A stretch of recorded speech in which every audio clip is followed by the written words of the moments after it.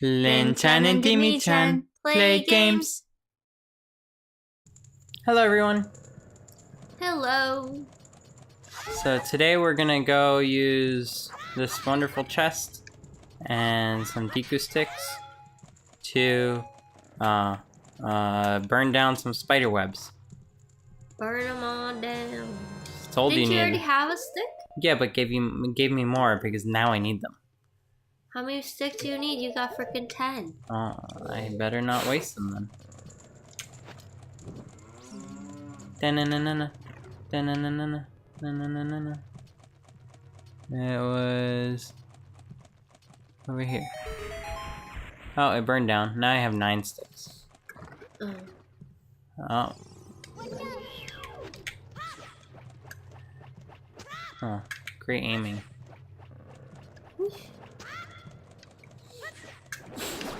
Oi. Oi. I was not happy.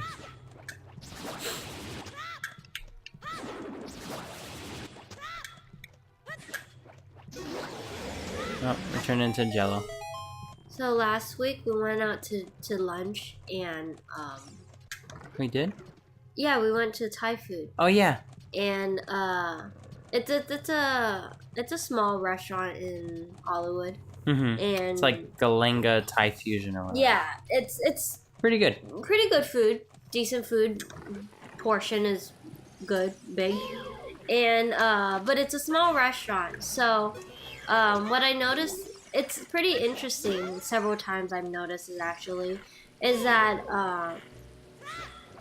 the way the restaurant is set up is you walk in and it's like a strip in a way, you know, where you walk in and you hit the counter, and then in front of the counter to the left or in front of the counter to the right are tables, and then just going inward, you know, tables, and then if right across, right next to the counter is more tables, but as we were eating, the staff started slowly bringing out food and set it on the table, and then they would start sitting down and would start like eating while we were there having lunch.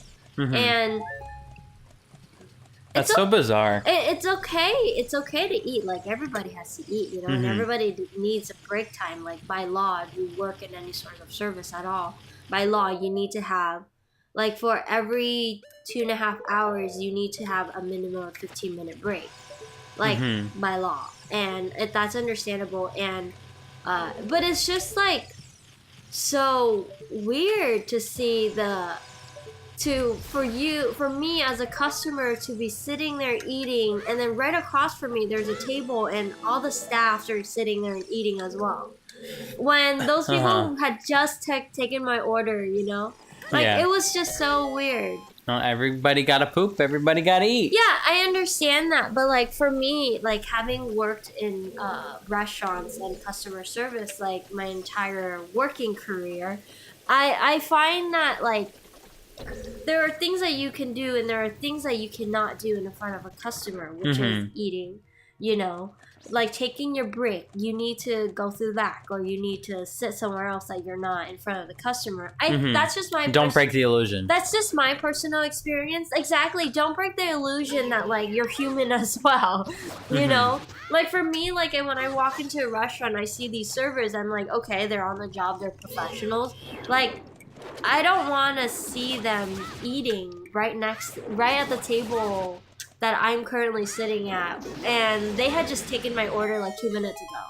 You know, like for me, that's just something that's not very professional. And like I said, I've worked in food before, and you know, whenever we take breaks, like we don't sit in front where the customers are. We sit on the side or near the back of the restaurant or whatever, pretty much away from the customer. One, to give them privacy, because if you're a server and you're sitting right at a table next to your customer that you had just served, and then you went on your break, it sort of breaks that illusion, but it also gives them like, oh, now this person is like listening in on my conversation, maybe. I don't know.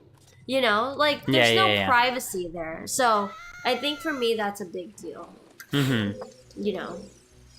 And for me, that's part of like what great service is. It's, you know, to keep that professionalism there and not to, you know, break out a character in a way, you know?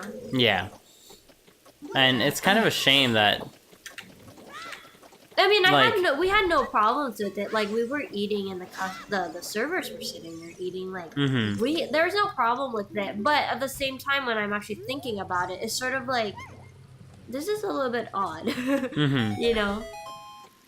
But that goes with, like, other stuff, too. Like, at a Vietnamese restaurant, for instance. Yeah. Like, customer service is not at all part of their DNA.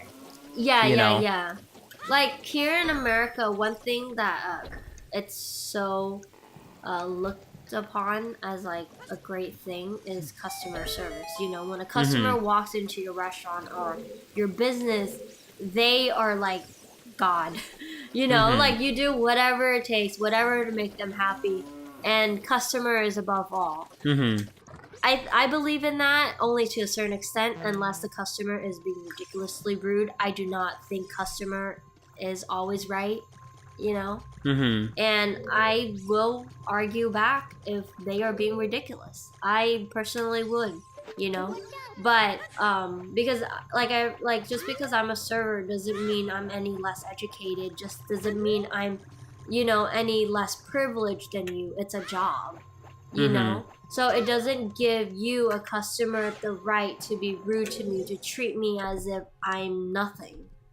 So I draw the line where, you know, if a customer is rude to, you know, like, everybody have bad days, so I understand that. But if they are ridiculously rude and disrespectful, like, I don't have to take it, you know? But that's a different point.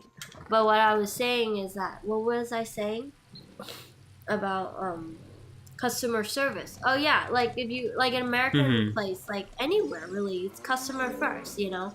But if you ever go into, like, a Vietnamese restaurant that is actually owned by Vietnamese, that, like, Vietnamese of past generations, not growing up in America, but, like, people who come from Vietnam or as an immigrant and that are already adults. Like, if you're in California and you go to, like, Little Saigon in Westminster, Garden Grove, Orange County area, like, people there don't give a crap who you are.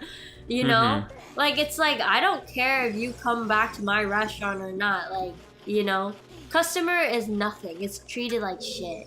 You know? There's no service. Like, we went recently, I think about a month or two ago, when Dimitri and I, my brother and my mom, we went to a Vietnamese restaurant, and we walked in, and they looked at us, and they didn't even acknowledge us. So we're like, can we get a table for four? And they kind of just, like, pointed at an empty table and just, like, pointed go there. And go there. So we walked there, which is normal because I grew up in, like, that's normal for me because I've been to Vietnamese restaurants where customer service isn't a thing, so I don't expect it to be a thing, you know? And I don't expect great service when I go to a Vietnamese restaurant. But, like, we walked in and they were so rude. Like, to the point where I had to say something to Dimitri. Because I'm like, first they didn't acknowledge us, which is fine. Like, if somebody treat you a certain way, doesn't mean you have to treat them that way as well. You can be nice to them. So then we were like, thank you. Like, can we get drinks, this and that, you know? Yeah, like, trying to be as polite as possible. Trying to be as polite as possible. And we were ordering, and then, like, we were saying thank you and stuff like that. And, like, dude, when someone says thank you, at least acknowledge them. Like, nothing. Not even a peep coming out from them.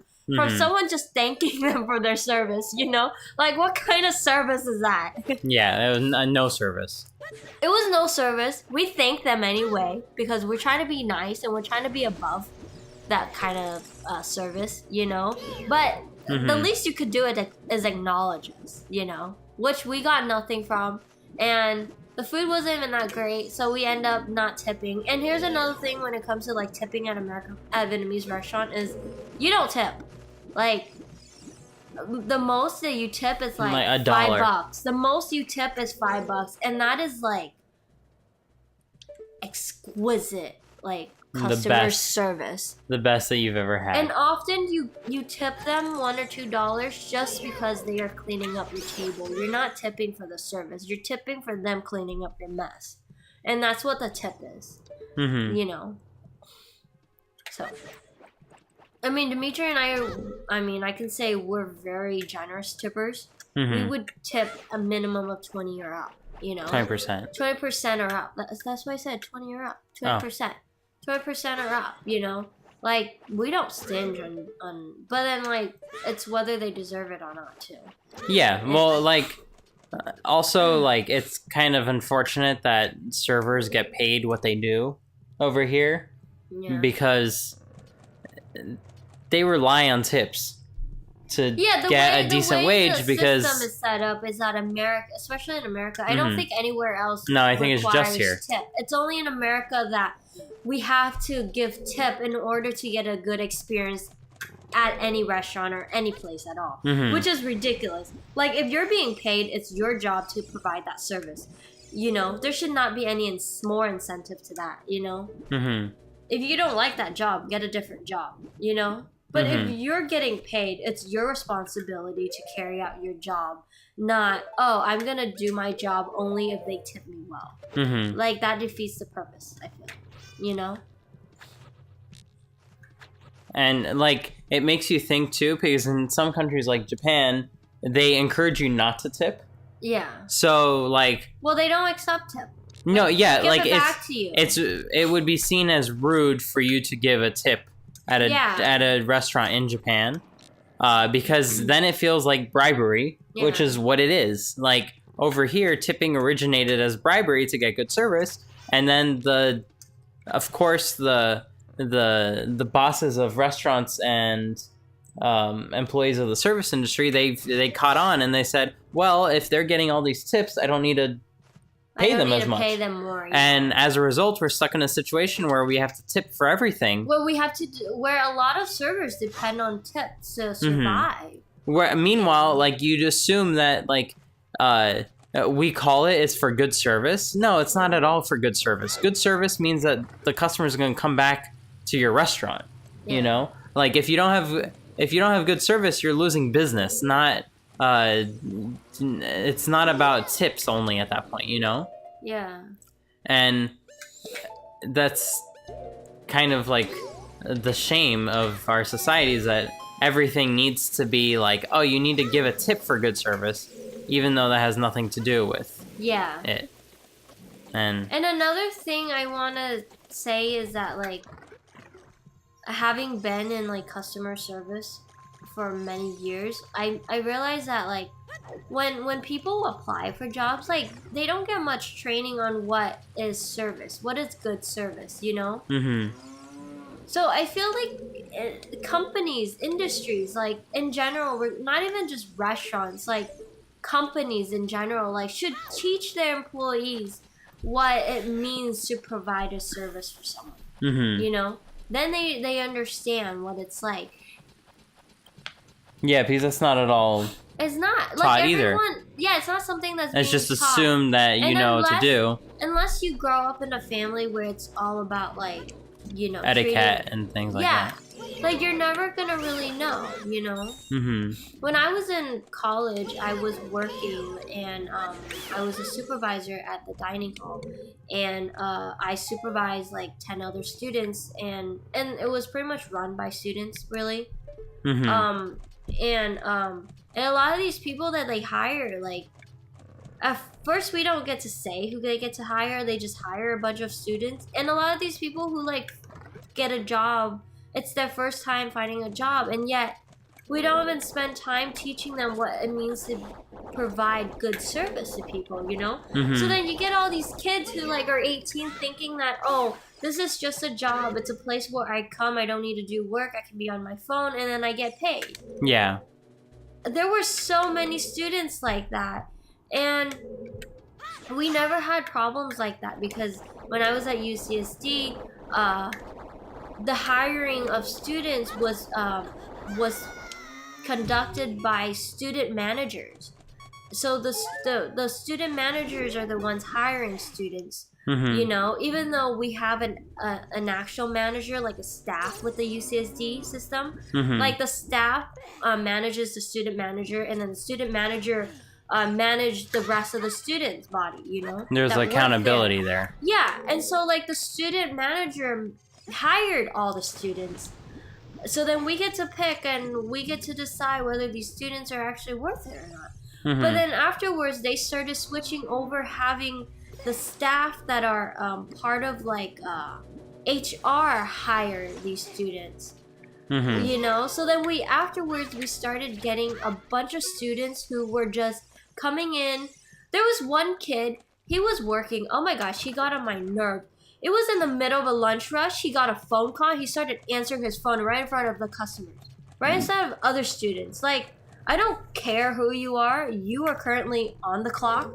You do not take out your phone in front of everybody when there's a long line and answer your phone. Yeah, you know? That's a lack of common sense at that point. Yeah, but then, it's not common sense if people don't have it. But then it also falls on the people hiring them.